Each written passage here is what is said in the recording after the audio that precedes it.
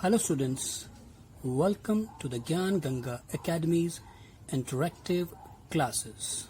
यह हमारी हिंदी की पाठ्य पुस्तक रिमझिम भाग 4 है और आज का जो हमारा टॉपिक है वो है पाठ 14 मुफ्त ही मुफ्त। ये एक गुजराती लोक कथा है। लोक कथा हम पहले भी चर्चा कर चुके हैं कि लोक कथा पहले के समय में किसी क्षेत्र की लोगों की कहानियाँ या उनके मनोरंजन के लिए कुछ चीज़ें बनाई गई थी। उनको लोक कथाएं बोलते थे। जो कहानियाँ थीं, वहाँ के जो गीत थे उन्हें लोक गीत कहते थे और जो वहाँ की कला, चित्रकला वगैरह थी उसे लोक कला कहा जाता था। तो ये गुजराती लोक कथा है, कहानी है मुफ्त ही मुफ्त। इसमें एक आदमी है जो बहुत ही कंजूस है और वह एक बार नारियल खाना चाहता है और वह किस प्रकार उस नारियल को खरीदना चाहता है, साथ ही साथ उसके साथ क्या क्या घटनाएं घटती हैं, ये हम इस कहानी में पढ़ेंगे।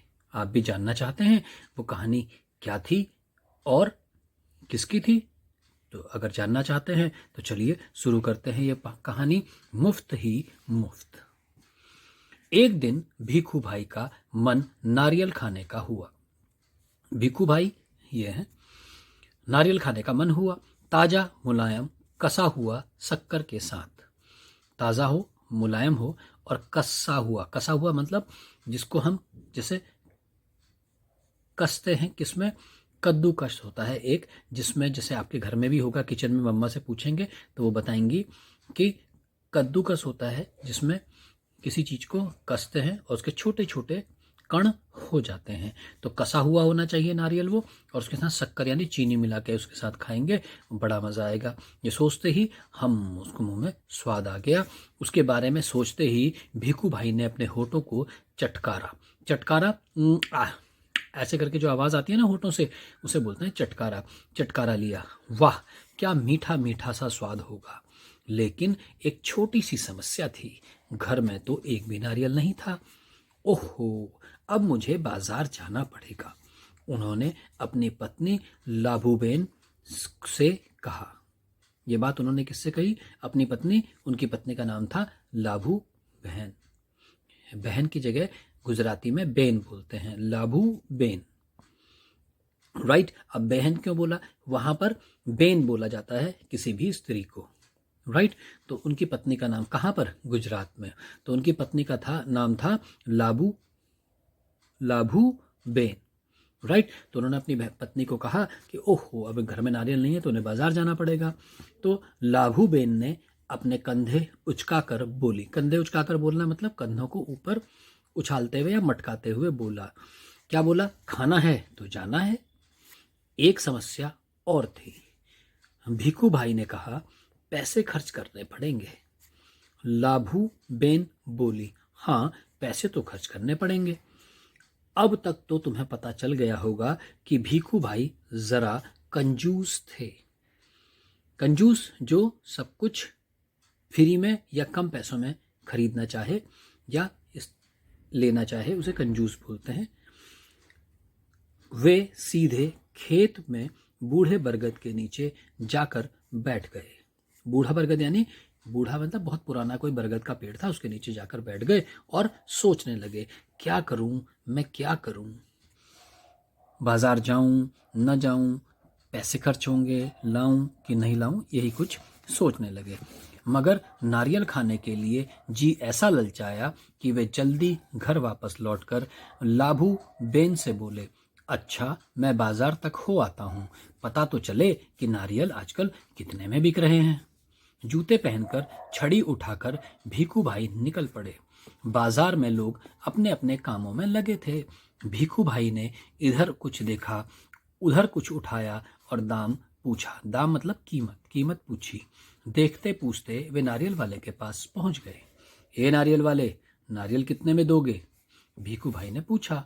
नारियल वाले ने कहा, बस 2 रुपए काका, 2 रुपए में काका। बस 2 रुपए? भीखू भाई ने आंखें फैलाकर कहा, बहुत ज्यादा हैं, आंखें फैलाकर एक मुहावरा है, मतलब हैरानी से चौंक कर, आश्चर्य से पूछा, ये तो बहुत ज्यादा है, रुपए में दे दो। कितने रुपए में? 1 रुपए में दे दो। उन्होंने मोल भाव किया। सभी करते हैं तो वो तो वैसे भी कंजूस थे। नारियल वाले ने कहा, ना जी ना, 2 रुपए सही दाम, ले लो या छोड़ दो। ठीक है, भीखू भाई बड़बड़ाए। अच्छा तो बताओ, 1 रुपए में कहाँ मिलेगा? उन्होंने पूछा। नारियल वाले ने कहा, यहाँ से थोड़ी दूर जो मंडी है वहां शायद मिल जाए। मंडी, जहां पर सब्जियां इत्यादि वगैरह कम दाम में मिलते हैं। जितने भी ये दुकानदार हैं मंडियों से ही सामान लेकर आते हैं। सो भीखू भाई उसी तरफ चल पड़े। चलो देख लेते हैं, वे अपने आप से बोले। टहलने का एक मौका है और रुपए भर की बचत भी हो जाएगी। रुपए भर मतलब 1 रुपए की बचत भी हो जाएगी। खुशी से घुरघुराते भीखू भाई ने छड़ी को जमीन में थपथपाया। मंडी में कोलाहल फैला हुआ था। कोलाहल मतलब हल्ला गुल्ला। व्यापारियों की ऊंची ऊंची आवाजें गूंज रही थी, क्योंकि वहां बहुत भीड़ होती है, सभी के सभी व्यापारी होते हैं। सभी जोर जोर से चिल्ला रहे थे, बटाटा आलू, बटाटा आलू। बटाटा मीन्स आलू को बोलते हैं, तो बटाटा आलू, बटाटा आलू। कांदा बोलते हैं प्याज को, तो कांदा प्याज, कांदा प्याज। गाजर गाजर गाजर, गोभी बंद गोभी, गोभी बंद गोभी। इस तरीके से आवाजें हर कोई लगा रहा था। माथे पर पसीना पोंछकर भीखू भाई ने इधर उधर ताका। नारियल वाले को देखकर पूछा, अरे भाई, 1 नारियल कितना में दोगे? सिर्फ 1 रुपए का काका। नारियल वाले ने जवाब दिया, जो चाहे ले लो जल्दी, जो चाहे ले जाओ जल्दी। किसने बोला? नारियल वाले ने। शू छे भाई, भीखू भाई ने कहा। क्या है? शू छे गुजराती शब्द है। शू छे का मतलब क्या है। शू छे भाई, क्या है भाई? मैं इतनी दूर से आया हूं और तुम पूरा 1 रुपया मांग रहे हो। 50 पैसे काफी हैं। उन्होंने वहां भी मोल भाव किया। मैं इस नारियल को लेता हूं और तुम यह लो, पकड़ो 50 पैसे। नारियल वाले ने झट भीखू भाई के हाथ से नारियल को छीन लिया और बोला, माफ करो काका, 1 रुपया या फिर कुछ नहीं। लेकिन भीखू भाई का निराश चेहरा देखकर बोला, बंदरगाह पर चले जाओ। बंदरगाह, जहां पर बंदर होते हैं? नहीं, बंदरगाह बोलते हैं जहां पर बड़े बड़े जहाज आकर रुकते हैं या वहां से जाते हैं। तो वो कहते हैं बंदरगाह पर चले जाओ, हो सकता है वहां तुम्हें 50 पैसे में मिल जाए। ऐसा उस नारियल वाले ने उन्हें बताया। भीखू भाई अपनी छड़ी से टेक लगाकर सोचने लगे। टेक लगाकर मतलब सहारा लेकर, है ना। तो भीखू भाई अपनी छड़ी से सहारा लेकर सोचने लगे, आखिर 50 पैसे तो पूरे 50 पैसे हैं। वैसे भी मेरी टांगों में अभी दम है। पैरों को घसीटते हुए भीखू भाई चलने लगे। हर 2 कदम पर रुककर जेब में से एक बड़ा सफेद रुमाल निकालकर वे अपना पसीना पोंछते। सागर के किनारे एक नाव वाला बैठा था। उसके सामने 2-4 नारियल पड़े थे। अरे भाई, 1 नारियल कितने में दोगे? भीखू भाई ने पूछा और कहा, ये तो काफी अच्छे दिखते हैं काका, यह कोई पूछने वाली बात है, केवल 50 पैसे। नाव वाले ने कहा। 50 पैसे? भीखू भाई मानो हैरानी से हक्के बक्के हो गए। हक्के बक्के भी एक मुहावरा है, इसका अर्थ भी आश्चर्य में पड़ना होता है। तो 50 पैसे का नाम सुनकर भीखू भाई फिर से हक्के बक्के रह गए, आश्चर्य में पड़ गए। इतनी दूर से पैदल आया हूँ, इतना थक गया हूँ, और तुम कहते हो 50 पैसे? मेरी मेहनत बेकार हो गई। ना भाई ना, 50 पैसे बहुत ज्यादा हैं, मैं तुम्हें 25 पैसे दूंगा। किसने बोला? भीखू भाई ने। यह लो, रख लो। ऐसा कहते हुए भीखू भाई झुककर नारियल उठाने ही वाले थे। नाव वाले ने कहा, नीचे रख दो, मेरे पास कोई सौदा वौदा नहीं चलेगा। मेरे साथ कोई सौदा वौदा नहीं चलेगा। थोड़ी देर बाद उसने भीखू भाई की ओर ध्यान से देखा और जरा ठंडे दिमाग से बोला। क्या बोला? सस्ते में चाहिए? नारियल के बगीचे में चले जाओ, वहां ढेर सारे मिल जाएंगे मनपसंद दाम में। ऐसा उस नाव वाले ने भीखू भाई को बताया।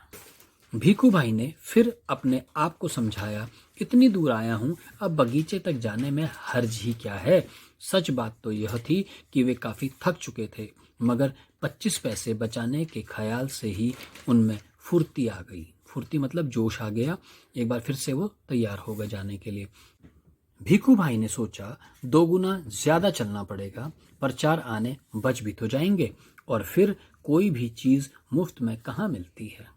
ऐसा उन्होंने अपने आप को समझाया। भीखू भाई नारियल के बगीचे में पहुंच गए। वहां के माली को देखकर उसने पूछा, यह नारियल कितने में बेचोगे? ये बगीचे में और ये माली। माली ने जवाब दिया, जो पसंद आए ले जाओ काका, बस 25 पैसे का एक। देखो कितने बड़े बड़े हैं। हे भगवान, 25 पैसे! पूरा रास्ता पैदल आने के बाद भी जूते घिस गए, पैर थक गए, और अब पैसे भी देने पड़ेंगे। मेरी बात मानो, एक नारियल मुफ्त में ही दे दो। हाँ, देखो मैं कितना थक गया हूं। भीखू भाई की बात सुनकर माली ने कहा, अरे काका, मुफ्त में चाहिए ना। यह रहा पेड़ और यह रहा नारियल। पेड़ पर चढ़ जाओ और जितने चाहो तोड़ लो। वहां नारियल की कोई कमी नहीं है। पैसे तो मेरी मेहनत के हैं। सच? जितना चाहूं ले लूं? भीखू भाई तो खुशी से फूले न समाये। खुशी से फूले न समाना ये भी एक मुहावरा है। इसका अर्थ होता है कि बहुत ज्यादा खुश हो जाना। तो भीखू भाई बहुत ज्यादा खुश हो गए। मेरा यहाँ तक आना बेकार नहीं गया, यह सोचा उन्होंने। उन्होंने जल्दी जल्दी पेड़ पर चढ़ना शुरू कर दिया। पेड़ पर चढ़ते चढ़ते भीखू भाई ने सोचा, बहुत अच्छे, मेरी तो किस्मत खुल गई। जितने नारियल चाहे तोड़ लूं और पैसे भी ना दूं। क्या बात है। भीखू भाई ऊपर पहुंच गए। कहाँ? पेड़ के ऊपर। फिर वे टहनी और तने के बीच आराम से बैठ गए और दोनों हाथों को आगे बढ़ाने लगे। सबसे बड़े नारियल को तोड़ने के लिए जक पैर फिसल गए। मगर क्या हुआ? उनके पैर फिसल गए। भीखू भाई ने एकदम से नारियल को पकड़ लिया। उनके दोनों पैर हवा में झूलते रह गए। ओ माँ, अब मैं क्या करूं? भीखू भाई चिल्लाने लगे, अरे भाई मदद करो। उन्होंने नीचे खड़े माली से विनती की।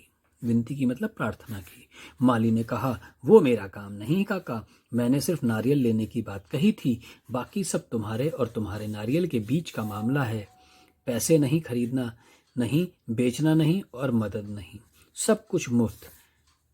तभी ऊंट पर सवार एक आदमी वहां से गुजरा। अरे ओ! भीखू भाई जोर जोर से बुलाने लगे, ओ ऊंट वाले, मेरे पैर वापस पेड़ पर टिका दो ना, बड़ी मेहरबानी होगी। ऊंट वाले ने सोचा, चलो मदद कर देता हूँ, मेरा क्या जाता है। ऊंट की पीठ पर खड़े होकर उसने भीखू भाई के पैरों को पकड़ लिया। ठीक उसी समय ऊंट को हरे हरे पत्ते नजर आए। पत्ते खाने के लालच में ऊंट ने गर्दन झुकाई और अपनी जगह से हट गया। बस वह आदमी ऊंट की पीठ से फिसल गया। अपनी जान बचाने के लिए उसने भीखू भाई के पैरों को कसकर पकड़ लिया। तब दोनों क्या करते? अब दोनों क्या करते? इतने में एक घुड़सवार आया। घुड़सवार जो घोड़े पर सवार था। अरे संभलो, छों!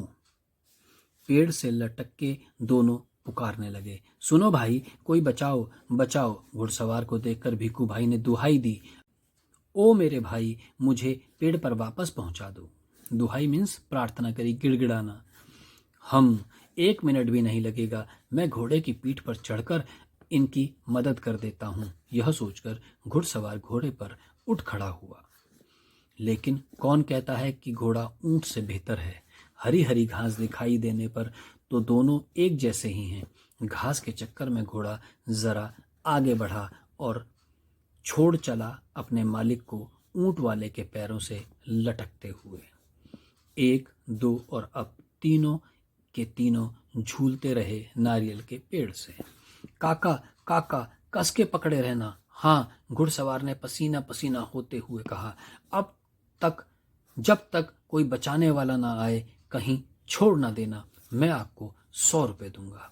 काका काका, अब ऊंट वाले की बारी थी, मैं आपको 200 रुपए दूंगा, लेकिन नारियल को छोड़ना नहीं।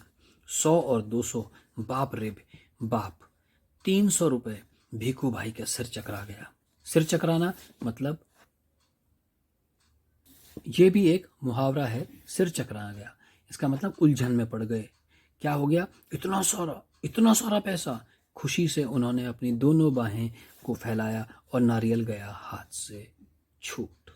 उन्होंने अपनी बाहों को फैलाया तो उससे नारियल छूट गया। धड़ाम से तीनों जमीन पर गिरे, घुड़सवार, ऊंट वाला और भीखू भाई। भीखू भाई अपने आप को संभाल ही रहे थे कि बहुत बड़ा नारियल उनके सर पर आ फूटा, बिल्कुल मुफ्त। तो ये थी कहानी मुफ्त ही मुफ्त। देखा आपने कि मुफ्त के चक्कर में भीखू भाई को कितना पैदल चलना पड़ा और कितनी बड़ी समस्या का सामना करना पड़ा। तो ये कहानी थी मुफ्त ही मुफ्त, जिसका ममता पांड्या की कहानी थी और इसका अनुवाद किया हुआ था। अनुवाद मतलब किसी दूसरी भाषा में से किसी दूसरी भाषा में लिखना। तो ये गुजराती भाषा में थी, जिसका हिंदी में अनुवाद किया था संध्या राव ने। राइट स्टूडेंट्स, अब चलिए, कहानी तो आपने पढ़ ली, अब इसके प्रश्न उत्तर भी करते हैं। तुम्हारी समझ। वो कहता हर बार भीखू भाई कम दाम देना चाहते थे। क्यों? क्योंकि भाई वो कंजूस थे और वो सस्ते में माल खरीदना चाहते थे। ख, हर जगह नारियल के दाम में फर्क क्यों था? क्यों था भाई नारियल के दाम में फर्क? आपने देखा होगा कि बाजार से लेकर बाग तक पहुंचने में नारियल को कई व्यापारियों के पास से होकर गुजरना पड़ता है, जिससे क्या होता है, हर कोई अपने मुनाफे के चक्कर में उसका दाम बढ़ाता जाता है, इसीलिए दाम में फर्क आता है। क्या भीखू भाई को नारियल सच में मुफ्त में ही मिला? क्यों? नहीं, मुझे तो नहीं लगता। आप क्या कहेंगे कि क्या ये मुफ्त में मिला? कितनी परेशानी उठानी पड़ी उनको, पैदल चले, उसके बाद एक जगह से दूसरी जगह चलते चलते बगीचे में आए और बगीचे में भी जाकर उनको इतनी मुसीबतों का सामना करना पड़ा। नेक्स्ट है, वे खेत में बूढ़े बरगद के नीचे बैठ गए। तुम्हारे विचार से कहानी में बरगद को बूढ़ा क्यों कहा गया होगा? बूढ़ा क्यों कहा गया होगा? अभी हमने कहानी में पढ़ा, क्योंकि वो बहुत पुराना पेड़ रहा होगा और पुराना होने की वजह से वो बूढ़ा कहा गया है। नेक्स्ट कहते हैं कि भीखू भाई ऐसे थे। अब कहते हैं कहानी को पढ़कर तुम भीखू भाई के बारे में काफ़ी कुछ जान गए होंगे। भीखू भाई के बारे में कुछ बातें बताओ। अब हमें पता चल गया, सबसे पहले क्या था, उन्हें खाने पीने का शौक था। सबसे पहली बात, वही खाने पीने का शौक था, तभी तो उनको अचानक नारियल खाने का मन हुआ।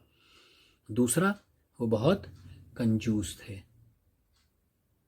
क्या थे? बहुत कंजूस थे। उसके अलावा वह लालची थे। ये भी तो पता चलेगा, क्योंकि जब उन्हें फिर मुफ्त में खाने को मिला तो वो कुछ भी बहुत सारे तोड़ना चाह रहे थे। साथ ही साथ और क्या कहेंगे आप? और भी कोई दो बातें सोचिए और यहाँ पर लिखिए भीखू भाई के बारे में जो आपको समझ में आई हूँ। नेक्स्ट कहता है क्या बढ़ा क्या घटा। वो कहता है कहानी जैसे जैसे आगे बढ़ती है कुछ चीज़ें बढ़ती हैं और कुछ घटती हैं। बताओ इनका क्या हुआ, ये घटे या बढ़े?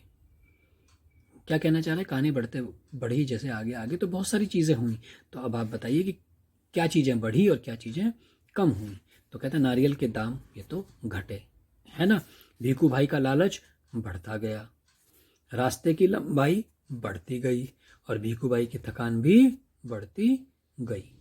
नेक्स्ट है कहो कहानी। यदि इस कहानी में भीखू भाई को नारियल नहीं बल्कि आम खाने की इच्छा होती तो कहानी आगे कैसे बढ़ती, बताओ।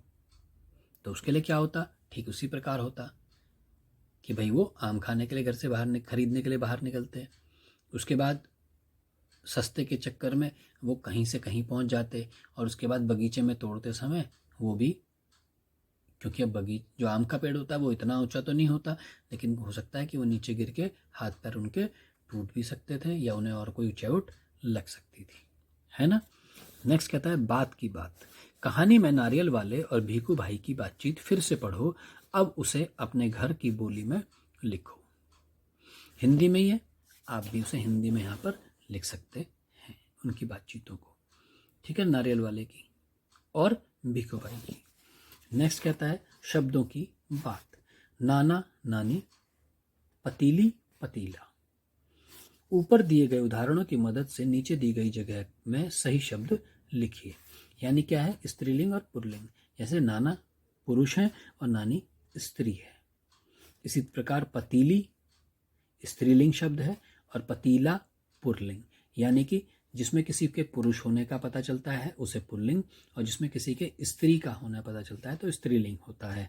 तो आपको ऐसे ही नीचे लिखे शब्दों के लिंग बदलने हैं। जैसे काका का क्या हो जाएगा, काकी, मालिक मालिन का माली, मटका का मटकी, दर्जी का दर्जन, टोकरी का टोकरा, और गद्दा का गद्दी, है ना। नेक्स्ट है मंडी। मंडी में कोलाहल फैला हुआ था, व्यापारियों की ऊंची ऊंची आवाजें गूंज रही थी। मंडी में क्या क्या बिक रहा होगा। अब जैसे कि हमने पाठ में पढ़ा, वहाँ आलू, प्याज, गाजर, गोभी, बंद गोभी ये बिक रही थी। मंडी में तरह तरह की आवाज़ें सुनाई देती हैं, जैसे ताज़ा टमाटर 20 रुपया, 20 रुपया, 20 रुपया। मंडी में और कैसी आवाज़ें सुनाई देती हैं उनको लिखिए। अब ऐसे ही आप लिख सकते हैं, प्याज 50 रुपये, 50 रुपये, 50 रुपये, अंगूर 70 रुपये किलो, 70 रुपये, 70 रुपये। इस प्रकार मूली 30 की 50 किलो, 30 की 5 किलो। कुछ इस तरीके से कोई भी जो आवाज़ें आपको समझ में आती हैं वो आप यहाँ पर लिख सकते हैं, राइट। उसके बाद कहता है गो, क्या तुम अपने आसपास की ऐसी जगह सोच सकते हो जहाँ बहुत शोर होता है, उस जगह के बारे में लिखो। अब ऐसी कोई आपके घर के आसपास की कोई जगह हो जहाँ पर बहुत शोर होता है, उसके बारे में लिखो। वहाँ क्या चीज़ होती है, किस बात का शोर है ना। ये सारी चीज़ें आप यहाँ पर लिख सकते हैं। जैसे कि मेरे घर के नज़दीक एक बस स्टैंड है, और बस स्टैंड में बहुत सारी बसें आती हैं, बहुत सारे यात्री होते हैं, और बसों में जो कंडक्टर ड्राइवर है वो क्या हल्ला मचा रहे होते हैं, और यात्री भी क्या बातचीत करते हैं, ये सारी हम यहाँ पर लिख सकते हैं। ऐसे ही आपके घर के आसपास क्या है, कुछ ऐसी चीज़ है तो आप लिख सकते हैं, राइट। नेक्स्ट कहता है गुजरात की झलक। गुजरात हमें मालूम है कि भारत देश का एक राज्य है, ठीक है ना, जहाँ के हमारे प्रधानमंत्री जी भी हैं। तो गुजरात की एक झलक, तो कहता है मुफ्त ही मुफ्त गुजरात की लोक कथा है। इस लोक कथा में के चित्रों में ऐसी कौन सी बातें हैं जिनसे तुम यह अंदाज़ा लगा सकते हो। अब अगर हम चित्रों को ध्यान से देखें तो जिस प्रकार की पोशाक, जिस तरह के कपड़े उन्होंने पहन रखे हैं वो गुजराती लोग ज़्यादा पहनते हैं। साथ ही साथ क्योंकि गुजरात के काफ़ी ज़्यादा क्षेत्र जो है वो पानी से भरा हुआ है, समंदर है किनारे किनारे उसके, तो वहाँ पर बंदरगाह भी हैं और समंदर भी है। तो इन कुछ एक चीज़ों से हमें पता चलता है कि वो गुजरात ऐसा होगा, है ना। नेक्स्ट कहते हैं गुजरात में किसी का आदर करने के लिए नाम के साथ भाई या बेन जैसे शब्दों का प्रयोग होता है। तेलुगु में नाम के आगे गारू और हिंदी में जी जोड़ा जाता है। तुम्हारी कक्षा में भी अलग अलग भाषा बोलने वाले बच्चे होंगे। पता करो और लिखो कि वे अपनी भाषा में किसी को आदर देने के लिए किन किन शब्दों का इस्तेमाल करते हैं। तो इसमें हम अपनी अपनी भाषा के हिसाब से जो हम आदर करने के लिए, इज्जत देने के लिए किसी को शब्दों का प्रयोग करते हैं, उन शब्दों का प्रयोग आपने यहाँ पर करना है। जैसे हम किसी भी बूढ़े आदमी को देखते हैं तो या तो हम बाबा जी बोलते हैं या बूबू बोल देते हैं कहीं, चाहे वो कोई भी हो। बुज़ुर्ग हैं तो हम उन्हें बूबू या बाबा जी बोल देते हैं। ठीक उसी प्रकार कोई औरत हो, बूढ़ी हो, तो हम उसे अम्मा बोल देते हैं। तो इसी प्रकार आपने ऐसे ही कुछ शब्द आपकी भाषा में या आपके आस पड़ोस में जो आदर वाले भाषा शब्द हैं उनको यहाँ पर लिखना है, राइट स्टूडेंट्स। तो ये था आपका चैप्टर मुफ्त ही मुफ्त, जो कि एक गुजराती लोक कथा थी। मुझे उम्मीद है आपको अच्छे से मज़ा आया होगा, समझ में भी आया होगा। आज के लिए इतना ही। Take care, good day. I hope you enjoyed our video. Thanks for being with us.